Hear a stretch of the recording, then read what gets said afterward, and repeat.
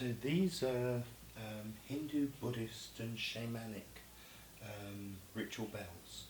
I've been collecting them for about 3 years now, and mainly supplying them to yoga teachers and yoga practitioners for different pujas and for bhajans. But I've also started supplying sound therapists because they've been tuned specifically for meditation and to produce sort of altered states. So the symbolism is very, very interesting. You've got this one's a shamanic bell, and on the top you've got 3 shaman figures, a husband, a wife and a son, with their shamanic bells, and then behind you've got 5 nagas. There's actually nagas on a lot of them. So nagas are the snake gods that represent the chakras, and they're snakes that turn into people or turn into beautiful goddesses or into handsome gods, and they represent the sort of purity of the energy channels in the body, and are largely related to vitality and to nature and purity. So on this one you've got Hanuman and Garuda, so Hanuman here with the tail and Garuda, and then 1, 2, 3, 4, 5, 6, 7, 9-headed naga. So you've got a lot of other symbolism as well. So sometimes this has got a big Garuda on the top, and it's got a number of balls that also represent chakras. They're generally made of bronze, although sometimes you've got other ones with copper bases. This is a Shiva bell with the trishul.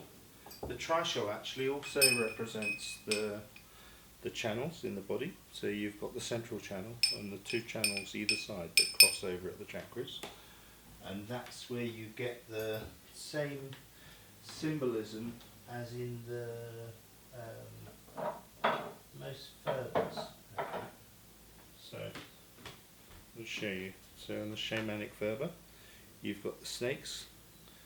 It's actually the same symbol that you get on the caduceus for Apollo, and the staff of Apollo, which has now become the symbol for modern medicine.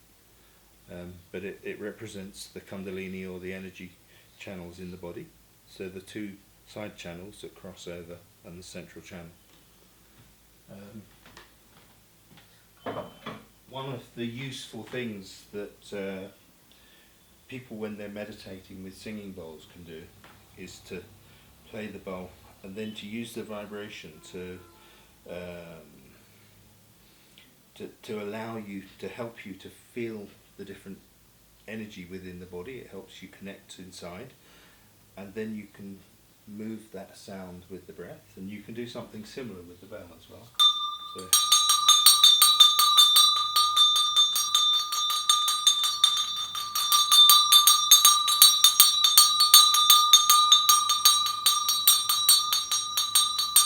it just aids awareness. So on the in-breath,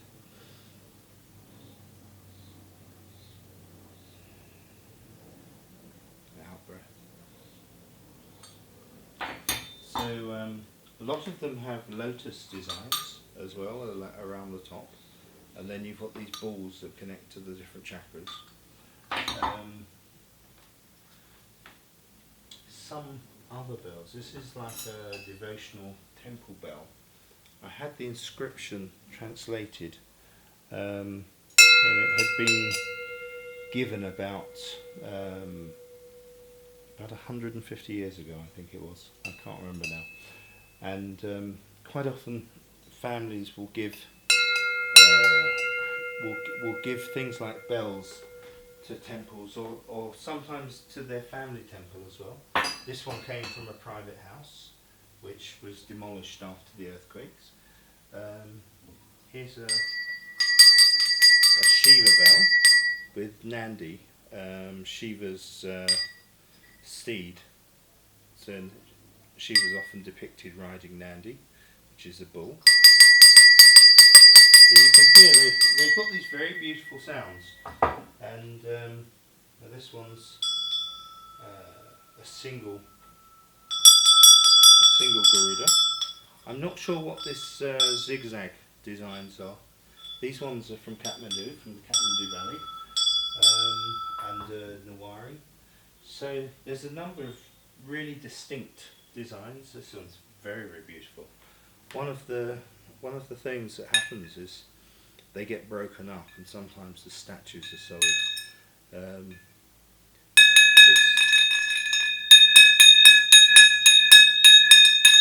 So during the pujas, they'll often ring these, and they sort of mark the spaces between events within the puja. But they can also be used like an internal anchor to shift you from one state to another. So I've had a number of sound therapists over the last 2 years buying these, and having some very, very nice results from their clients using them.